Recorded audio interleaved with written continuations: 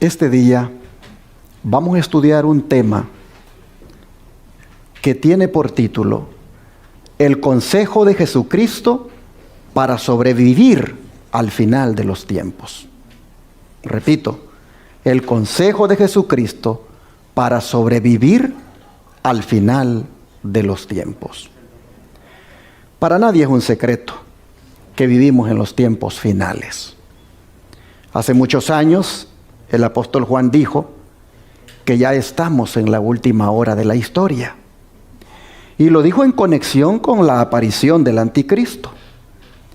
Y siendo que un anticristo es todo aquel que promueve una falsa enseñanza acerca de Cristo, llama la atención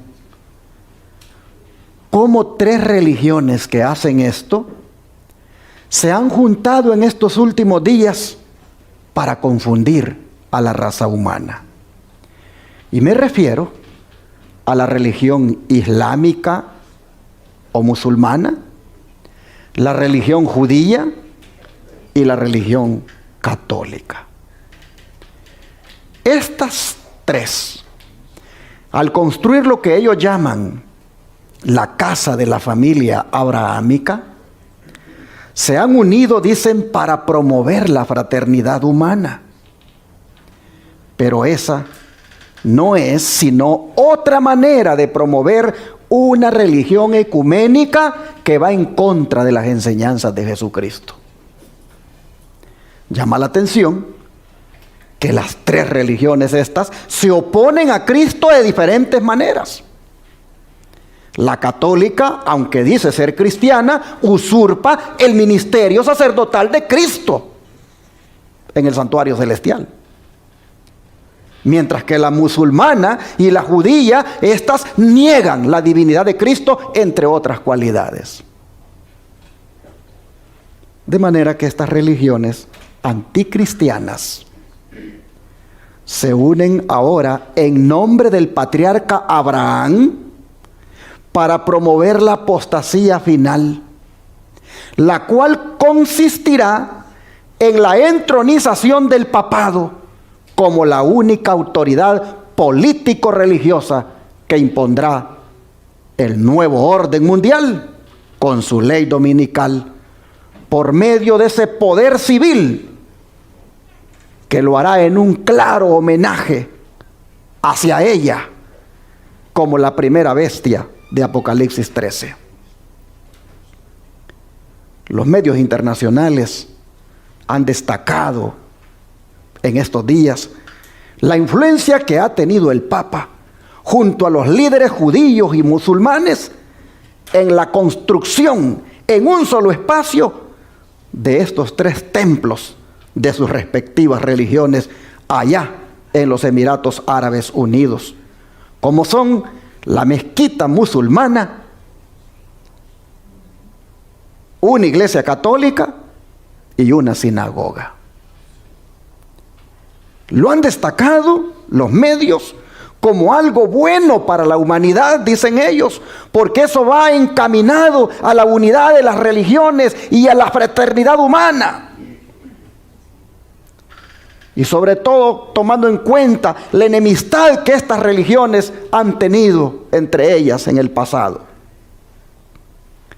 Pero nosotros sabemos, por la profecía, que esta es otra estrategia de Babilonia la Grande, la madre de las rameras y de las abominaciones de la tierra, para confundir al mundo. Usted, hermano, hermana, no necesita ser católico, judío o musulmán para ser de la familia de Abraham. Usted lo que necesita es ser de Cristo. Pues las Escrituras dicen: si vosotros sois de Cristo, ciertamente linaje de Abraham sois. Pero así anda Babilonia en estos días, confundiendo a la humanidad con una falsa religión. Esto no es otra cosa que una señal de que estamos en el último tiempo y que el reloj profético ya casi se va a parar y Cristo vendrá por nosotros. Por eso, como iglesia, hay que prepararnos, hermanos, para poder sobrevivir en todas las áreas de nuestra vida, por las cosas que esta religión ecuménica ha de implantar en contra de los que no se les unan. Pero sobre todo, debemos prepararnos en el área espiritual, porque, siendo honestos, allí no estamos bien. Y para esto el Señor tiene un consejo para nosotros, para que arreglemos este asunto donde no estamos bien. Y el consejo está en Apocalipsis 3, versículo 18. Apocalipsis 3, versículo 18. La Escritura dice: por lo tanto, yo te aconsejo que de mí compres oro refinado en fuego, para que seas rico, y vestiduras blancas para vestirte, y que no se descubra la vergüenza de tu desnudez. Y unge tus ojos con colirio para que veas. Aquí nosotros tenemos al admirable consejero dándonos el consejo perfecto en un tiempo perfecto. Él dice que le compremos 3 cosas: oro, vestidos blancos y colirio para nuestros ojos. ¿Y por qué nos da este consejo? Por lo que nosotros decimos que somos, pero no somos. ¿Qué cosa es lo que nosotros decimos que somos, pero no somos? El verso 17 lo dice. Miren ustedes. Porque tú dices: yo soy rico y me he enriquecido, y de ninguna cosa tengo necesidad. Y no sabes que tú eres un desventurado, miserable, pobre, ciego y desnudo. ¿Qué les parece? Nosotros decimos que somos ricos, pero el Señor, ¿cómo nos ve? Pobres. Pobres y miserables. Nosotros decimos que estamos vestidos, pero el Señor, ¿cómo nos ve? Desnudos. Nosotros decimos que tenemos una buena vista, pero el Señor, ¿cómo nos mira? Ciegos. En otras palabras, el Señor nos mira en un estado deplorable, es decir, lamentable, desastroso. ¿Será verdad esto, hermanos? Sin duda que sí. Cuando nos jactamos de nuestros logros espirituales, cuando nos enorgullecemos por lo que sabemos, ahí estamos diciendo que somos ricos. Es decir, teológicamente sabemos demasiado y hasta nos volvemos orgullosos de eso. Somos como el Efraín de antaño. ¿Qué dice el profeta Oseas sobre ese Efraín de antaño? Vamos al libro de Oseas, capítulo 12, versículo 8. Oseas, capítulo 12, versículo 8.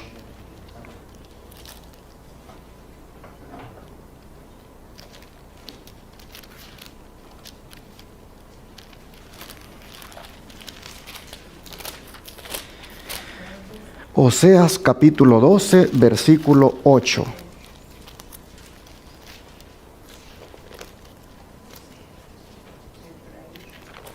A ver, vamos a ver después de Daniel. No, Oseas capítulo 12, versículo 8. Ahí vamos a ver qué nos dice de ese Efraín de antaño.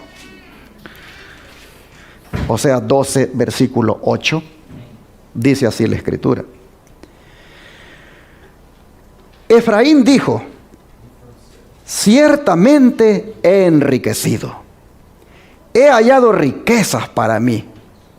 Nadie hallará iniquidad en mí, ni pecado en todos mis trabajos. ¿Qué les parece?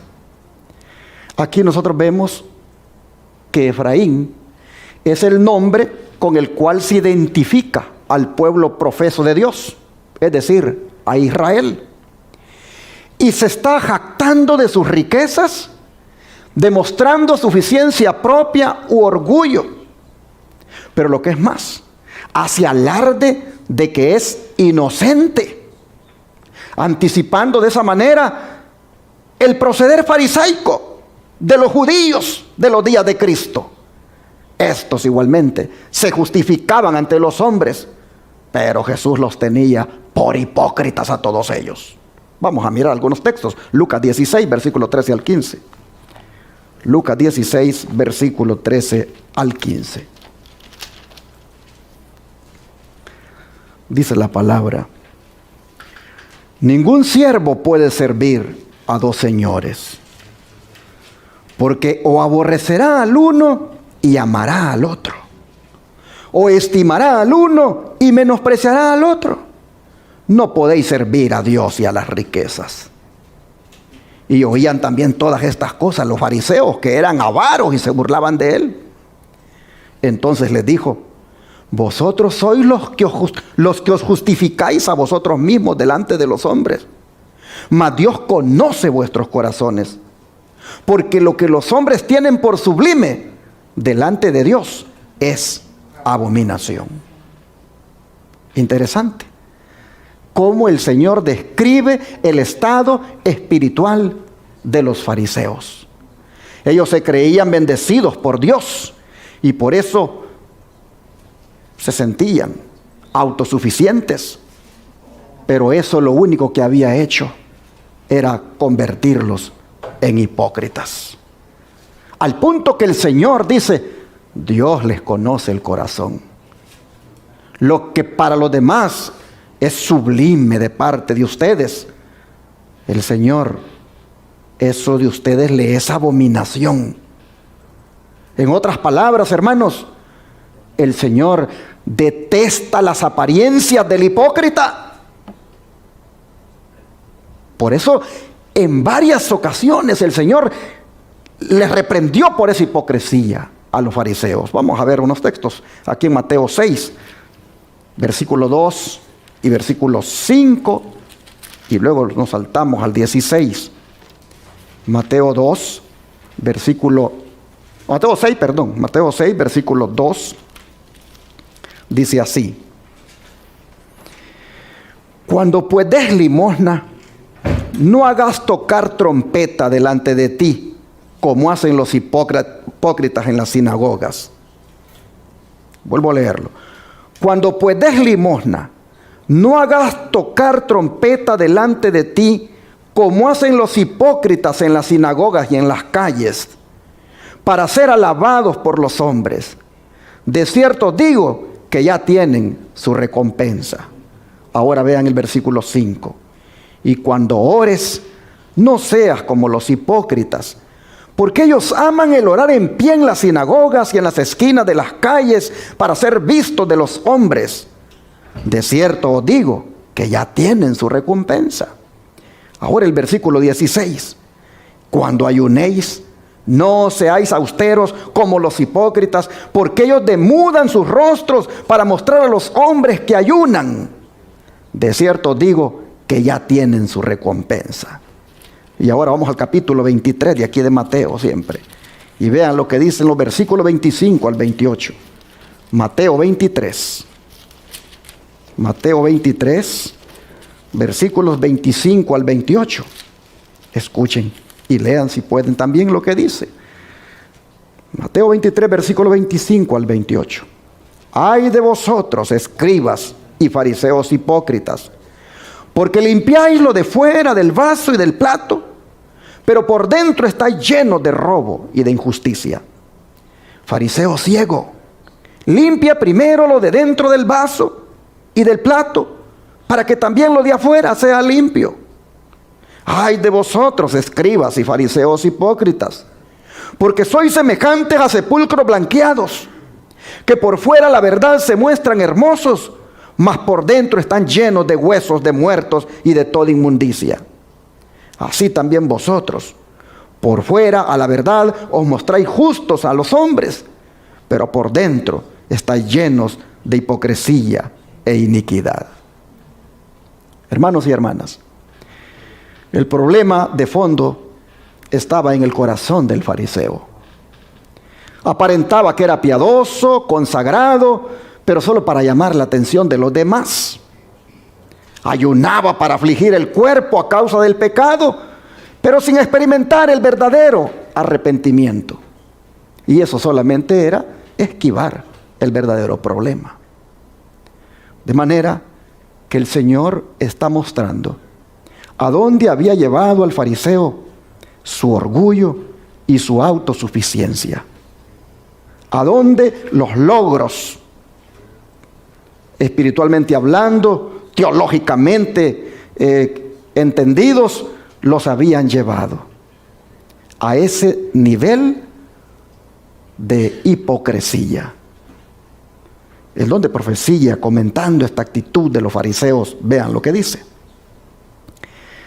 El propósito del ayuno que Dios nos manda a observar no es afligir el cuerpo a causa de los pecados del alma, sino ayudarnos a percibir el carácter grave del pecado, a humillar el corazón ante Dios y a recibir su gracia perdonadora.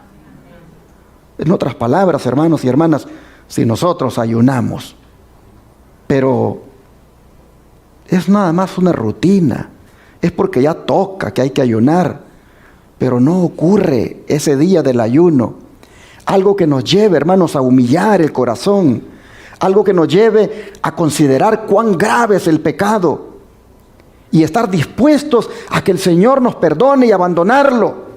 Si eso no está, hermanos, allí como parte del ayuno, es simplemente una formalidad la que hacemos y eso Dios no lo aprueba. Dice, delante de nosotros hay tiempos que probarán el alma de los hombres y habrá necesidad de velar y de practicar la correcta clase de ayuno. Pero este no será como el ayuno de los fariseos. Sus ayunos consistían en ceremonias externas. No humillaban el corazón ante Dios. Estaban llenos de amargura, envidia, malicia, contienda, egoísmo y justicia propia. Inclinaban la cabeza simulando humildad, pero eran codiciosos, llenos de estima y de importancia propias. En espíritu eran opresores, exigentes y orgullosos. Manuscrito 3 del año 1898. Y es esto, hermanos, lo que nosotros debemos entender cuando se trata de ayunar. Que debemos, hermanos y hermanas, pedir a Dios que quite de nosotros toda raíz de amargura que podamos tener, de envidia, de malicia, contienda, egoísmo y justicia propia. No tiene sentido que ayunemos y nosotros sigamos criticando a los demás, sigamos ahí guardando rencor contra alguien, sintiendo esa malicia, contienda, envidia, egoísmo. No tiene sentido, hermanos, cuando venimos y decimos voy a ayunar y yo sigo igual con ese tipo de defectos de carácter que lo único que demuestra es que es un ayuno farisaico el que yo he hecho. Tengamos cuidado cuando vamos a ayunar, porque tiene un profundo significado lo que se está haciendo. Pero hermanos y hermanas, llama la atención de cómo el fariseo ayunaba.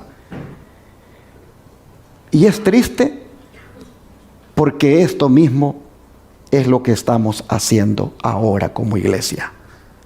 Lo que se dice de los fariseos, lo que se dice de el orgullo, de la vanagloria, de la jactancia, lo que se dice de ellos, tristemente, hermanos, está ocurriendo en muchos cristianos ahora. Pues Apocalipsis 3:17, hermanos y hermanas, esas palabras que hemos leído son para nuestro tiempo. Son para la iglesia de los últimos días. Es decir, la iglesia de la Odisea. Es a nosotros que se nos dice, porque tú dices yo soy, porque tú dices estoy, y porque tú dices no tengo necesidad. ¿Cómo se le llama eso, hermanos? Orgullo y jactancia. Oh, hermanos y hermanas, el comentario para esto es el siguiente. El que se cree sano y el que se considera razonablemente bueno y está satisfecho de su condición, no procura participar de la gracia y justicia de Cristo. El orgullo no siente necesidad y cierra la puerta del corazón para recibir a Cristo y las bendiciones infinitas que Él vino a dar. Jesús no encuentra albergue en el corazón de tal persona. Los que en su propia opinión son ricos y honrados no piden con fe la bendición de Dios ni la reciben. Pónganle atención a eso. Que Jesús no encuentra albergue en el corazón orgulloso de una persona. Si yo preguntara aquí, ¿quién aquí no es orgulloso? Levanten la mano los que no son orgullosos. Mis hermanos, el orgullo es el pecado más terrible que puede haber. ¿Y cuánto esposo orgulloso hay que no se habla con la esposa por un buen tiempo por puro orgullo? ¿Cuánta esposa hay que no se habla con el esposo por puro orgullo? Oh, mis hermanos. ¿Cuánto hermano a veces también andan ahí enojados y ni la cena del Señor quieren recibir por orgullosos que no quieren humillarse? Oh, hermanos, miren ustedes, dice que Jesús no encuentra albergue en el corazón de ese hombre, de esa mujer orgulloso. Por eso el Señor da este consejo a esos que dicen que son ricos y que no tienen necesidad de nada. A esos que son jactanciosos y orgullosos por lo que creen que han logrado espiritualmente. El Señor les dice, no. Así no es como funciona el cristianismo. Busquen la humildad. Humíllense ante el Señor y humíllense el uno al otro. Mire lo que sigue diciendo el don de profecía. Los que hoy profesan religiosidad en todas las iglesias, aman al mundo y se conforman con él. Gustan de las comodidades terrenales y aspiran a los honores. Están llamados a sufrir con Cristo, pero retroceden ante el simple oprobio. Apostasía, apostasía, apostasía es lo que está grabado en el frontal mismo de cada iglesia. Y si lo supieran o sintieran, habría esperanza. Pero hay de lo que se oye decir, rico soy y estoy lleno de bienes y nada me falta. ¿Cómo, dice el Señor, los puedo ayudar así en esa posición de orgullosos, de jactanciosos y de no querer reconocer que están mal? Hermanos y hermanas, ¿cómo esta sierva del Señor, Elena White, en estas citas inspiradas, ella habla verdades que acompañan a lo que Cristo ha dicho? Tú dices que eres rico, pero yo te veo como pobre. Eres un desventurado.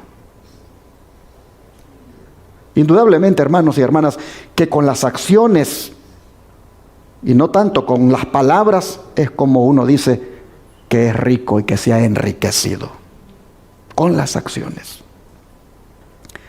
No hay nada que ofenda tanto a Dios o que sea tan peligroso para el alma humana como el orgullo y la suficiencia propia. De todos los pecados, el más desesperado es el más también incurable: el orgullo. Yo pregunto, ¿padece de esto la iglesia? ¿Padece de esto, la iglesia de los últimos tiempos? Sin duda que sí. Pero esto lo único que hace es convertirnos en miserables pecadores, es decir, desdichados, de lástima, dignos de ella. Y hermanos, es algo que tal vez no agrade escuchar, pero es la verdad. Yo les pregunto a ustedes, ¿a cuántos de verdad les gusta que les digan la verdad? Miren, hermanos, en estos últimos tiempos hay un grupo de cristianos que solo tiene comezón para oír dos cosas: o para oír temas de lo que está pasando y de lo que viene, o para oír temas de puro amor. Pero temas donde les digan la verdad, mire lo que hacen: mejor cambian de canal. Cambiemos de canal. Cuando ya se están metiendo con mi vida, con mis defectos de carácter, con mi orgullo, con lo que yo soy y que lo estoy haciendo mal, cambiemos de canal. Pasémonos a oír a que este me está diciendo lo que está pasando ahorita y lo que ya va a venir. Quiero oír. O oigamos a que solo me habla del amor de Dios. Quiero oír. Pero que me dice la verdad, cambiémosle de canal porque no me gusta. Pero no se dan cuenta que que les está diciendo la verdad, se las está diciendo con la palabra de Dios. Y que es para que cambien. Es para que sean nuevas personas. Es para que de verdad sean cristianos genuinos y no engañados. Oh, hermanos y hermanas, tú dice aquí en la pantalla: yo soy rico y estoy enriquecido y no tengo necesidad de ninguna cosa. Y no sabes, dice el Señor. Eso es lo peor. Eso es lo peor, que no sabes, dice, que tú eres un desventurado, miserable, pobre, ciego y desnudo. De manera, hermanos y hermanas, que el Señor, al vernos así, miserables, pobres, desdichados, dignos de lástima, Él viene y nos ofrece una solución. El Señor es tan bueno, hermanos, que Él, al vernos en esa condición, se presenta a nosotros como la única esperanza. Él se presenta a nosotros para ayudarnos y nos dice: ¿qué cosa? ¿Compren qué cosa? Oro. ¿Quieren ser ricos de verdad? Hagan la mejor inversión de su vida comprándome, dice el Señor, ¿qué cosa? Oro. Oro, para que salgan de esa pobreza espiritual. ¿Y qué clase de oro nos aconseja el Señor que compremos? Vamos otra vez, Apocalipsis 3:18. Apocalipsis 3:18. Vamos a ver qué clase de oro el Señor dice que le compremos.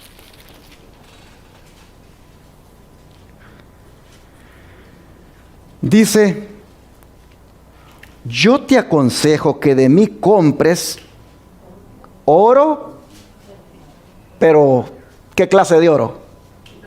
Refinado en fuego. Ese es el oro que quiero que me compren.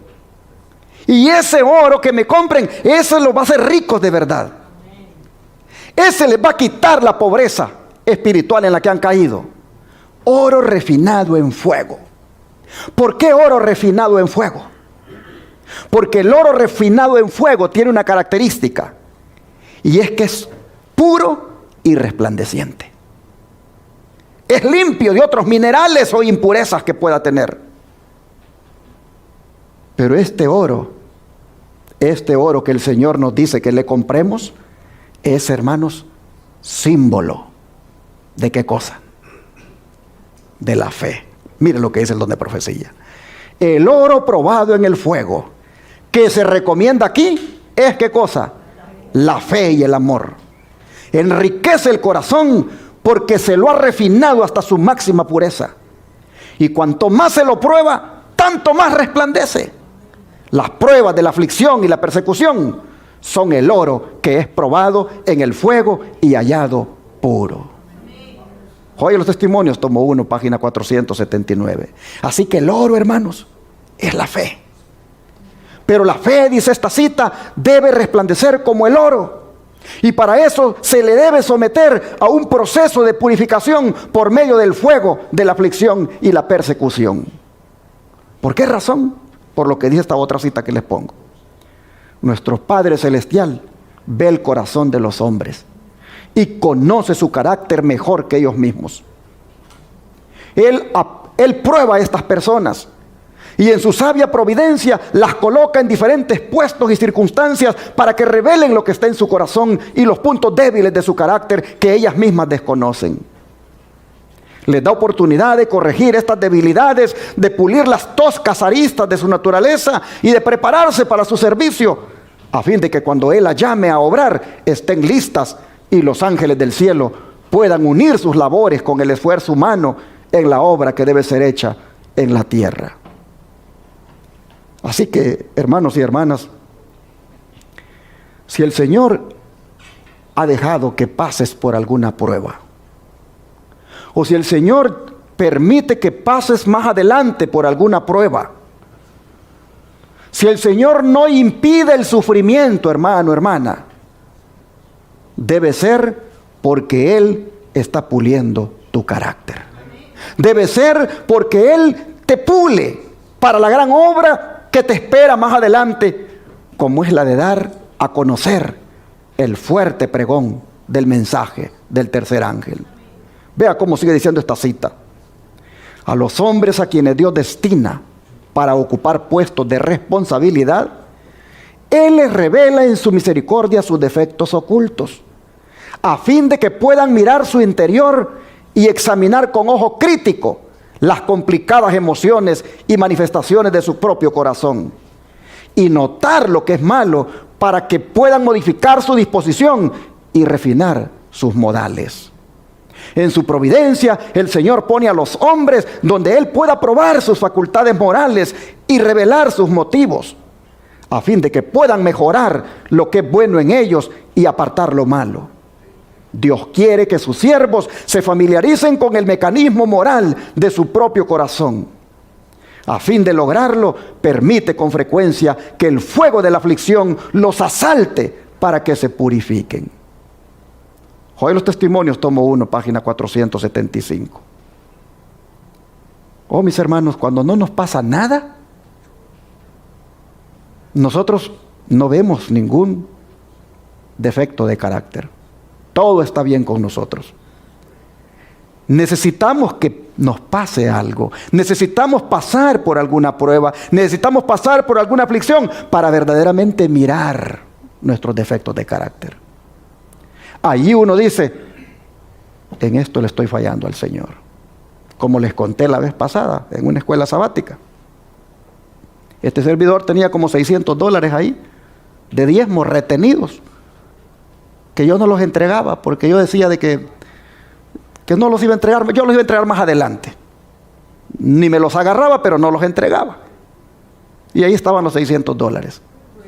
Y les conté a ustedes, aquí por las cámaras salió, cómo durante el tiempo que estuvieron los $600 retenidos, nos vino en la casa, como familia, una situación económica difícil. Y yo miraba que el dinero que entraba, así como entraba, hermano, se desaparecía. De manera que necesitábamos que mi esposa fuera a trabajar. Y comenzamos a orar para que Dios le diera trabajo a ella. Y yo no entendía por qué oraba, porque le diera trabajo y no salía el trabajo. Así la pasamos 6 meses. Hasta que un día, arrodillado, le hablé al Señor como así, como quien le habla a un amigo. Y le dije, ¿qué está pasando? Le dije.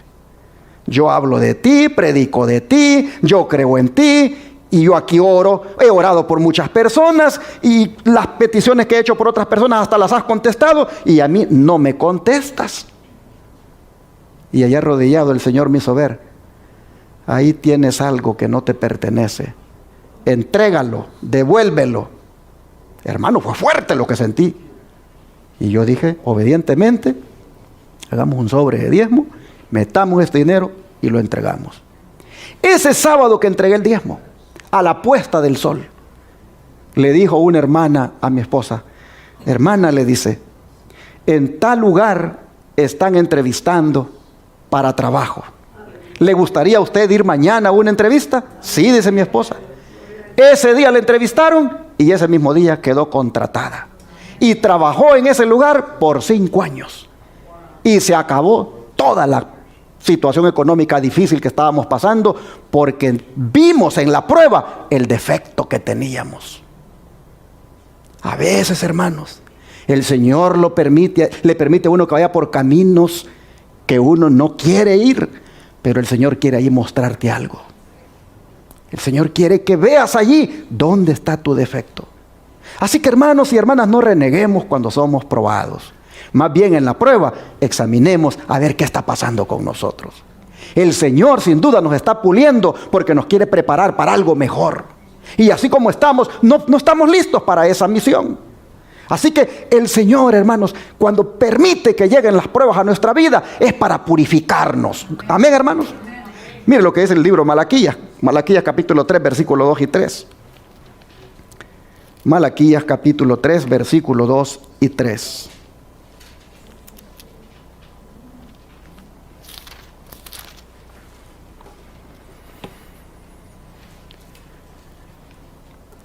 Dice así la palabra del Señor, Malaquías capítulo 3, versículo 2 y 3. ¿Y quién podrá soportar el tiempo de su venida? ¿O quién podrá estar en pie cuando Él se manifieste? Porque Él es como fuego purificador y como jabón de lavadores. Y se sentará para afinar y limpiar la plata, porque limpiará a los hijos de Leví, los afinará como a oro y como a plata, y traerán a Jehová ofrenda en justicia. Los hijos de Leví, se menciona aquí especialmente a los sacerdotes, como los meros responsables de conducir al pueblo en justicia mediante su ejemplo y enseñanza. Los afinará, dice la Escritura. Es decir, el castigo de los hijos de Leví tenía no solamente el propósito de limpiarle su alma, librándole del mal, sino también de promover en ellos la santidad, haciéndolos idóneos para que pudieran ofrecer a Jehová ofrenda en justicia. Y eso mismo, hermanos, es lo que Dios está haciendo con nosotros hoy, tocante a nuestro carácter. El don de profecía dice: todo lo que hay en nuestro carácter que no puede entrar en la ciudad de Dios, será ¿qué cosa? Reprobado. Si nos sometemos a la purificación del Señor, toda la escoria y los residuos serán consumidos. El Señor considera a los hombres en las diferentes esferas en que actúan, y el carácter es probado de acuerdo con las diferentes circunstancias en que se encuentran. Carta 20, 1893. Llama la atención, hermanos y hermanas, que toda la escoria, dice, de nuestro carácter y los residuos tienen que ser consumidos, porque no podemos entrar en la ciudad de Dios con ese carácter lleno de orgullo, lleno de envidia, lleno de egoísmo, lleno de rencor, lleno de ira. Oh, hermanos, no se puede. El Señor entonces nos pasa por el fuego de la prueba para que allí nos purifiquemos de esas cosas. Sigue siendo el don de profecía. En este pasaje que leímos de Malaquías, se describe un proceso depurador, purificador, que el Señor de los ejércitos llevará a cabo en el corazón de los hombres. El proceso es sumamente angustioso para el alma, pero solo por ese medio puede eliminarse la escoria. Es necesario que soportemos pruebas, pues mediante ellas se nos acerca a nuestro Padre Celestial para que obedezcamos su voluntad y podamos darle una ofrenda en justicia. El Maestro sabe en dónde necesitamos ser purificados para su reino celestial. No quiere dejarnos en el horno hasta que hayamos sido consumidos del todo. No. Como un refinador, dice, y purificador de plata, contempla a sus hijos y observa el proceso de purificación hasta que perciba su imagen reflejada en nosotros. Aunque con frecuencia sintamos que la llama de la aflicción se enciende en torno de nosotros y a veces temamos ser enteramente consumidos, sin embargo, la bondad de Dios es tan grande para nosotros en esas oportunidades como cuando experimentamos libertad espiritual y triunfamos en Él. El horno debe purificar y refinar, pero no consumir y destruir. En su providencia, Dios nos quiere probar para purificarnos como a los hijos de Leví, a fin de que le ofrezcamos una ofrenda en justicia. Hermanos y hermanas, acuérdese usted cuando pase por la prueba. El Señor no me ha metido en este horno para consumirme, no me ha metido en este horno para que yo aquí me achicharre y desaparezca. No, no, no. El Señor me ha metido en este horno para purificarme. Y Él está allí a la puerta del horno, mirando si esa persona ya se puede reflejar el Señor en él. Cuando esa persona logre reflejar el carácter de Cristo en su vida, esa persona ya fue purificada. Pero el Señor está allí vigilando, no, para que no lo queme la llama, para que no lo destruya. El Señor está ahí.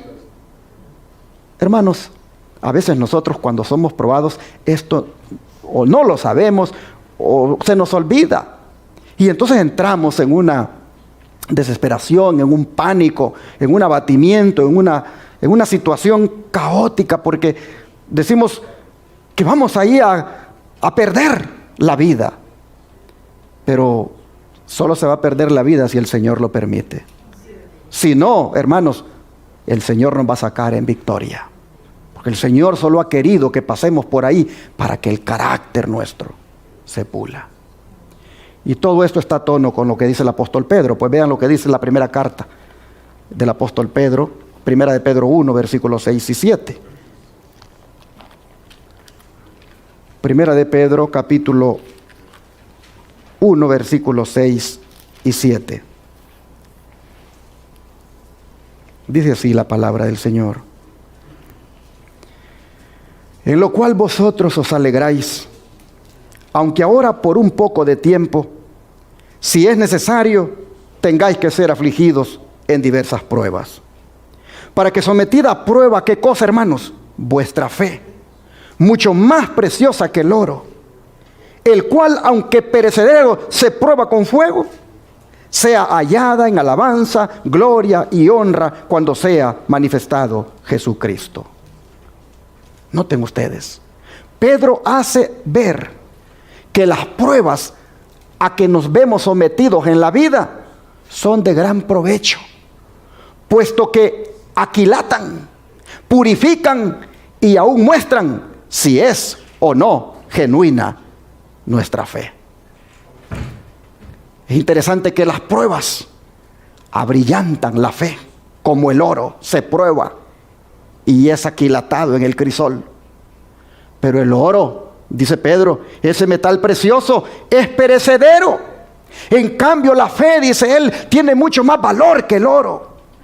Pues en relación, hermanos, con el reino celestial, con la herencia celestial, es que la fe es dada. Pero ¿qué les parece si leemos a Pablo?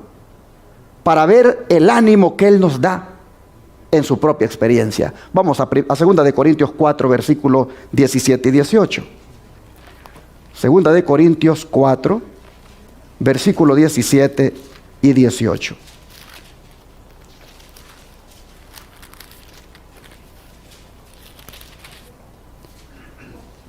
Dijo Pablo así: porque esta leve tribulación momentánea produce en nosotros un cada vez más excelente y eterno peso de gloria, no mirando nosotros las cosas que se ven, sino las que no se ven, pues las cosas que se ven son temporales, pero las que no se ven son eternas.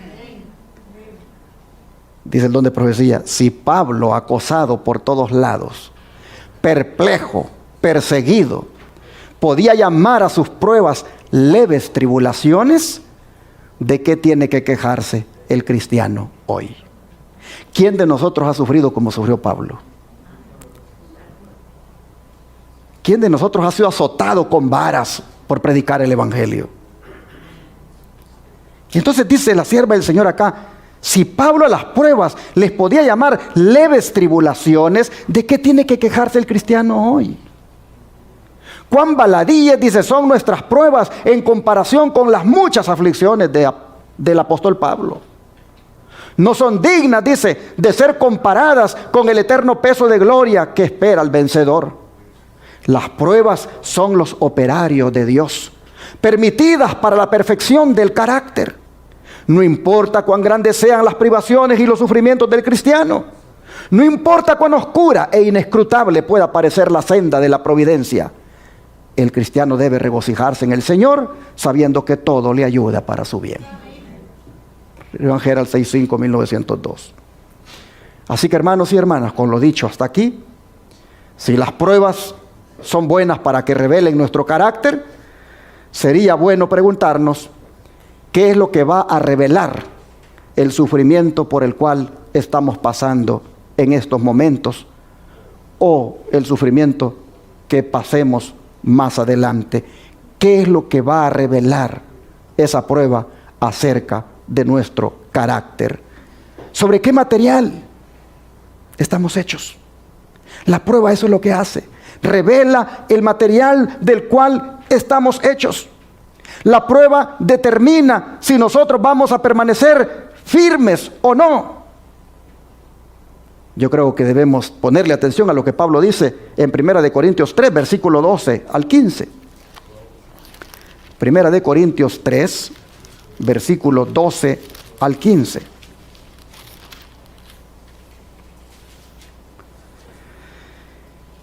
Y si sobre este fundamento alguno edificare oro, plata, piedras preciosas, madera, heno, hojarasca, la obra de cada uno se hará manifiesta, porque el día la va a declarar, pues por el fuego será revelada, y la obra de cada uno, cual sea el fuego, la probará. Si permaneciere la obra de alguno que sobreedificó, recibirá recompensa. Si la obra de alguno se quemare, él sufrirá pérdida, si bien él mismo será salvo, aunque así como por fuego. Interesante lo que Pablo dice, hermanos. Dice que por el fuego va a ser revelada la obra que cada uno haya edificado. Es interesante que cuando un edificio se quema, solo quedan los materiales que son a prueba de fuego. Lo demás se hace cenizas. El fuego, hermanos, del que habla Pablo aquí, representa los tiempos de crisis. Incluso la hora de la prueba que va a sobrevenir a todo el mundo para probar a los que moran sobre la tierra. La verdadera naturaleza de la fe de los que se llaman hijos de Dios se manifiesta en los tiempos difíciles. Si están verdaderamente convertidos y han sido adoctrinados con el puro evangelio de Jesucristo, oh hermanos, los fuegos de la persecución y de la prueba solo harán que se fortalezca más su fe y que su amor por el Señor brille aún más. Por otro lado, si han recibido una instrucción defectuosa, compuesta de una mezcla de filosofías humanas y componendas con el mundo, su fe no va a resistir la prueba de las dificultades y se van a apartar de Cristo y de su iglesia. Solo los que hayan edificado fielmente sobre el verdadero fundamento llamado Jesucristo y hayan usado materiales resistentes, solo esos verán que su obra perdura hasta el fin. La prueba determinará. Nosotros sabemos que nos vamos a ver enfrentados a una prueba que es la prueba, creo yo, más dura que vamos a tener. Y es la ley dominical. Cuando tengamos que decidir si para comprar o vender debemos estar sellados o marcados. Esa decisión, hermanos, tenemos que tenerla bien arraigada desde ya en el corazón. Y debe ser la de estar sellados con el sello del Dios vivo. Y no claudicar en ese momento. Pero en ese momento va a revelar esa prueba qué clase de fe es la que teníamos y de qué material estábamos hechos. Hermanos y hermanas, este es el tiempo donde debemos comprarle a Jesús su oro, el oro de la fe, el oro refinado en el fuego, la fe purificada por las pruebas. Este es el tiempo de comprárselo al Señor, porque nos espera una prueba más dura por delante. Dice el don de profecía: hace una gran diferencia el material que se usa en la edificación del carácter. El largamente esperado día de Dios pronto probará la obra de cada hombre. La obra de cada uno se hará manifiesta por el fuego. Así como el fuego revela la diferencia entre el oro, la plata, las piedras preciosas y la madera, el heno y la hojarasca, así también el día del juicio pondrá a prueba los caracteres, mostrando la diferencia entre los caracteres formados a la semejanza de Cristo y los que son formados a la semejanza del corazón egoísta. Todo egoísmo, toda falsa religión aparecerán entonces tal como son. El material inservible será consumido, pero nunca perderá su valor el oro de la fe verdadera, sencilla y humilde. Nunca podrá ser consumido, porque es, ¿qué cosa? Imperecedero. Se verá que una hora de transgresión es una gran pérdida, mientras que se contemplará que el temor de Jehová es el principio de la sabiduría. El placer de la complacencia propia perecerá como hojarasca, en tanto que permanecerá para siempre el oro de un principio firme, mantenido a cualquier costo. Review and Herald, 11-12-1900. De manera, hermanos y hermanas, que es pertinente a esta altura de nuestro tema escuchar al apóstol Santiago cuando nos dice lo siguiente. Santiago 1, versículo 2 al 4. Santiago 1, versículo 2 al 4.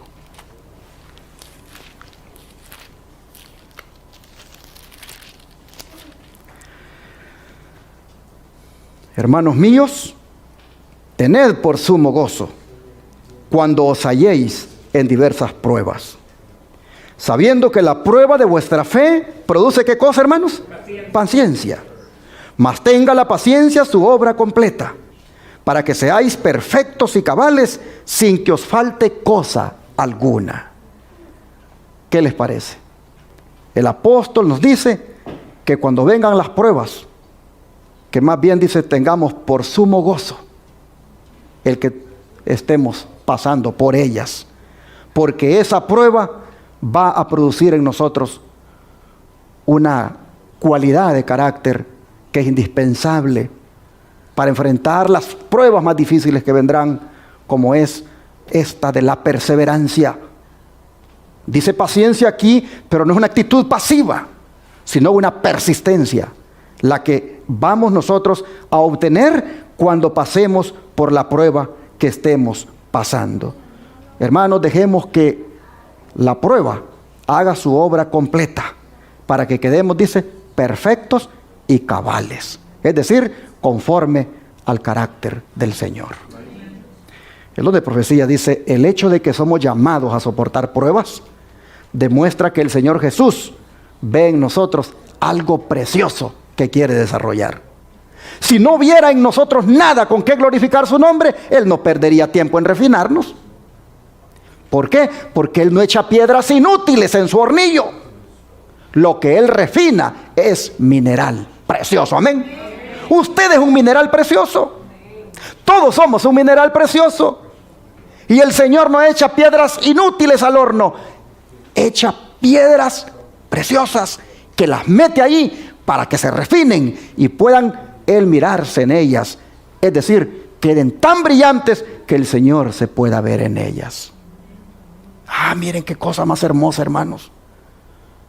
Mineral precioso somos nosotros. El herrero dice: coloca el hierro y el acero en el fuego para saber de qué clase son. Así el Señor permite que sus escogidos pasen por el horno de la aflicción para probar su carácter y saber si pueden ser amoldados para su obra. Qué hermosa declaración. Oh, mis hermanos, el Señor ve en nosotros algo precioso.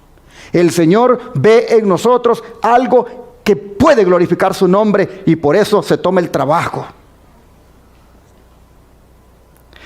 de pasar a sus hijos por las pruebas. Nosotros no nos gustan las pruebas, a nadie le gustan, a nadie le gusta sufrir.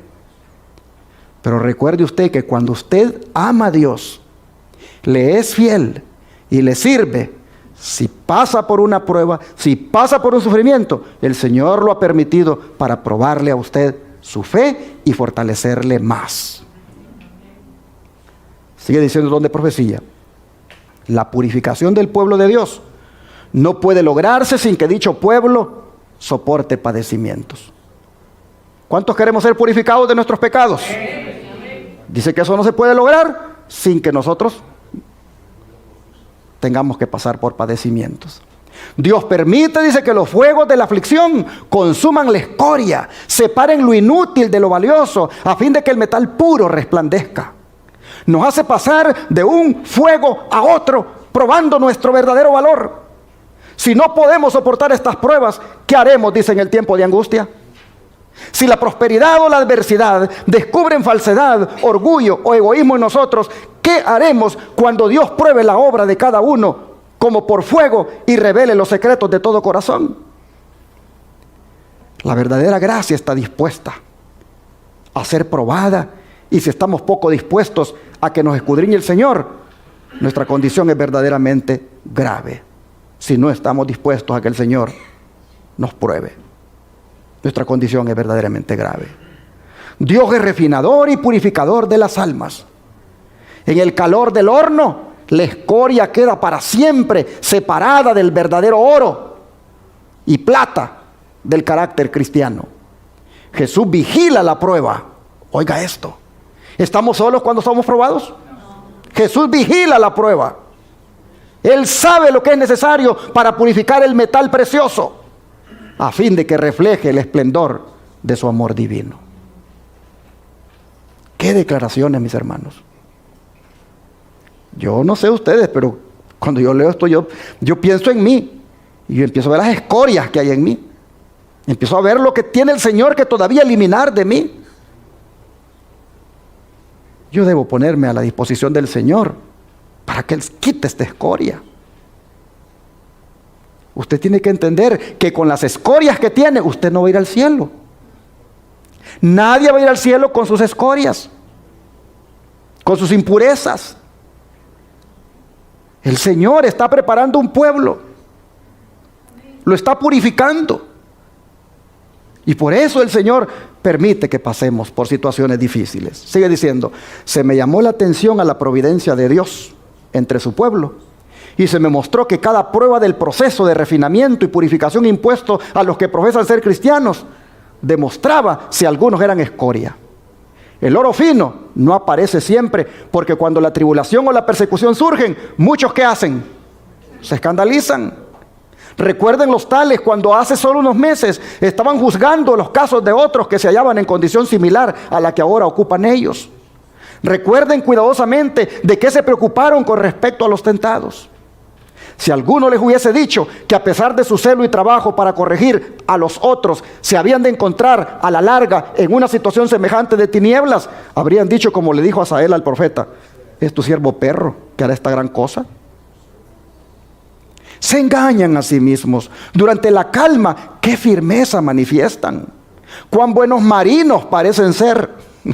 Yo cuando leo esto, hermano, yo digo, es que es cierto. Todos, miren, ahorita no hay pruebas difíciles por las que estemos pasando y parecemos, ¿qué cosa? Buenos marinos.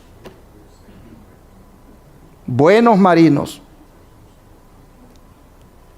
Durante la calma, qué firmeza, dice, manifiestan. Pero cuando se presentan, dicen, las furiosas tempestades de las pruebas y las tentaciones, ¿qué pasa con esos buenos marinos? Sus almas, dicen, naufragan. Puede que haya hombres que tengan excelentes dones, mucha capacidad, espléndidas cualidades, pero un defecto, un solo pecado albergado, ocasionará al carácter lo que al barco una tabla carcomida. Es decir, un completo desastre y una ruina absoluta. Hoy los testimonios, tomo 1, página 480. Así que es importante, hermanos, saber sobre qué estamos edificando nuestro carácter. Es importante. 1 Corintios 3, versículos 10 y 11. Leamos lo que dice acá. 1 Corintios 3, versículos 10 y 11. Dice: conforme a la gracia de Dios que me ha sido dada, yo como perito arquitecto puse el fundamento y otro edifica encima, pero cada uno mire cómo sobreedifica. Porque nadie puede poner otro fundamento que el que está puesto, el cual es Jesucristo. Así vemos nosotros que es importante saber sobre qué estamos edificando nuestro carácter. Con el Señor, orando, estudiando su palabra, sirviéndole, estamos edificando nuestro carácter en Él.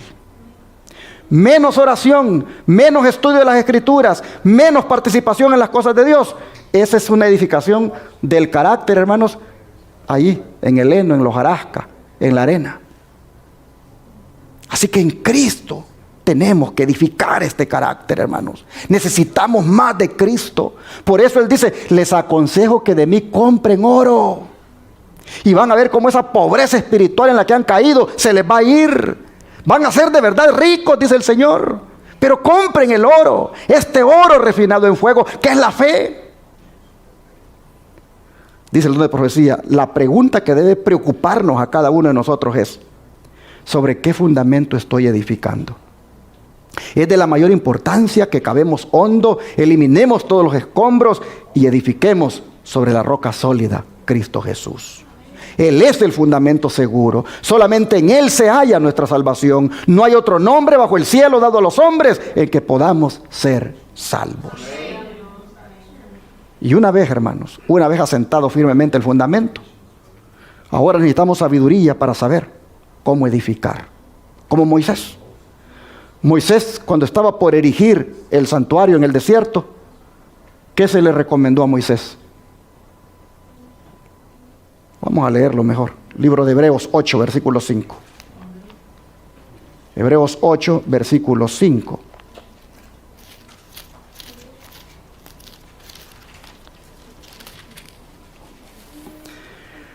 Dice: los cuales sirven a lo que es figura y sombra de las cosas celestiales. Como se le advirtió a Moisés cuando iba a erigir el tabernáculo, diciéndole: mira, haz todas las cosas conforme al modelo que se te ha mostrado en el monte. A ver, hermanos, ¿qué se le recomendó a Moisés cuando iba a hacer el santuario? Que lo hiciera todo conforme a un modelo que se le había mostrado en el monte. Pero así como para edificar el santuario se le dio un modelo, interesante que para edificar el carácter también se le dio otro modelo, el cual era la ley de Dios. Pues no era su misión solamente construir el santuario, no solamente era edificar el santuario, también era edificar el carácter. De manera que le dio también la ley de Dios. El don de profecía lo dice acá en esta cita de Consejos sobre Maestros, página 61. Dice que en su ley Dios nos ha dado el modelo. Nuestra edificación del carácter debe hacerse de acuerdo con el modelo que se te ha mostrado en el monte. La ley, dice, es la gran norma de justicia y representa, ¿qué cosa? El carácter de Dios. Y es la prueba de nuestra lealtad hacia su gobierno y se nos la revela en toda su belleza y excelencia en la vida de Cristo. Pero hay un modelo. Y el modelo es la ley de Dios vista en el Señor, cumplida cabalmente. Y así, hermanos, inspirados en Él, nosotros también cumplirla. De manera que vale la pena que nosotros edifiquemos nuestra vida en el Señor. Ya es tarde y voy a terminar diciéndoles que hay un consejo, y es a que nosotros esta fe que ha sido comparada con el oro, hermanos, la extraigamos de la palabra de Dios. El Señor tiene mucho oro para nosotros en esta mina. Las Sagradas Escrituras son la mina de oro, donde el cristiano puede extraer para enriquecerse y fortalecerse. En la palabra de Dios está la mina de oro. Pero así como las ricas vetas de oro y plata se ocultan bajo la superficie de la tierra, de manera que todo el que quiere hallar ese precioso material tiene que cavar para encontrarlo, así también el cristiano tiene que cavar aquí para encontrar el oro. El cristiano también tiene que buscar las verdades que aquí están como oro precioso para su vida. Los cristianos tienen que buscar el oro de la fe en la palabra de Dios. Romanos 10:17 lo dice. Romanos capítulo 10, verso 17.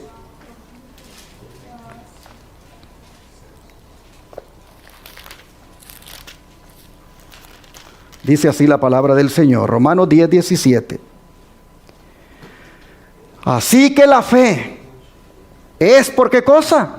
Por el oír, y el oír por la palabra de Dios. ¿Quieres extraer oro? Ven a la mina de oro todos los días. ¿Quieres agarrar oro, que es el oro de la fe? Ven aquí a esta mina, que en la medida en que te contactes con ella, que en la medida en que la estudies, que en la medida en que la escuches, tú recibes fe y más fe. Oh, mis hermanos y hermanas, fe es lo que necesitamos para sobrevivir en estos tiempos finales. Esta fe solo se extrae de la santa palabra de Dios. Y así hoy he compartido solo el primer tema del consejo de Jesucristo para sobrevivir al final de los tiempos. Los otros dos consejos, que son que le compremos a Él vestiduras blancas y que le compremos colirio, serán otros dos sermones que voy a predicar. Ahora quiero decirles que escuchemos el consejo. Dice un dicho, que el que oye consejos, ¿qué cosa? Entonces, hermanos, escuchemos el consejo del Señor y compremos el oro de la fe, porque en este final de los tiempos la fe de cada uno va a ser probada. En la medida en que le compremos a Jesús el oro todos los días, estaremos ricos en fe.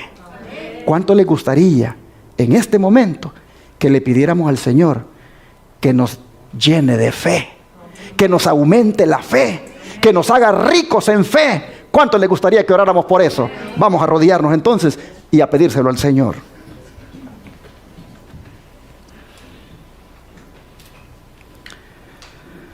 Padre Celestial, este día tú nos has dado el consejo que necesitamos para sobrevivir en los tiempos finales, como es el de comprarte a ti el oro de la fe.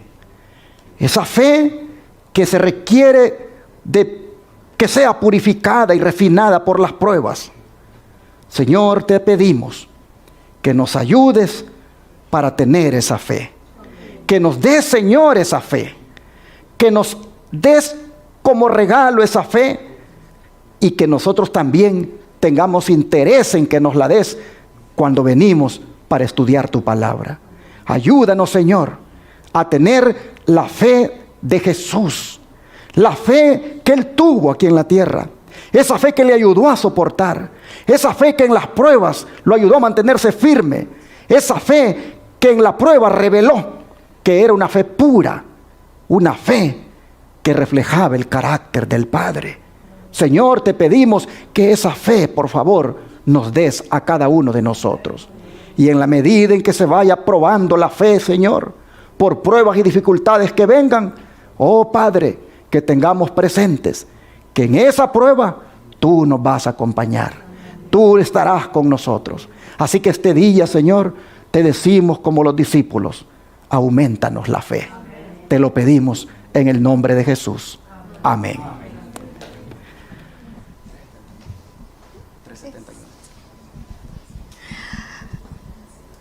Bueno, hermanos, como dijo el pastor, ¿verdad? El que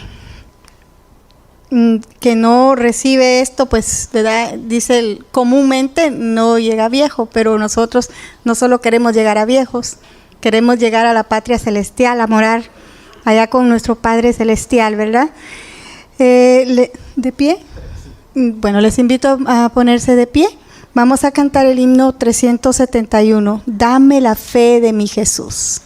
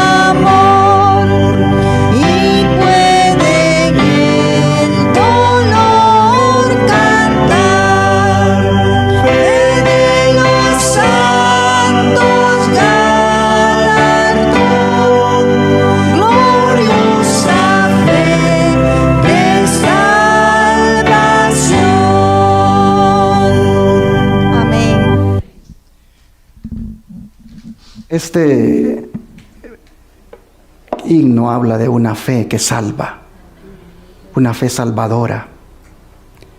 Y esta fe, hermanos, es la fe de Jesús. Nosotros necesitamos asegurarnos, andar en fe, perseverar en la fe. Necesitamos crecer en fe. Necesitamos para todo lo que hagamos, hermanos, ser guiados por la fe. Esto es algo importante, tan importante que hasta Jesús preguntó: ¿y cuando el Hijo del Hombre venga, hallará fe en la tierra? La fe.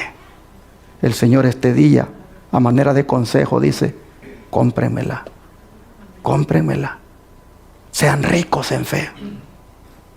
Creo que si meditamos en el mensaje, procuraremos cada día afirmarnos en la fe. Vamos a orar para agradecer al Señor por su palabra.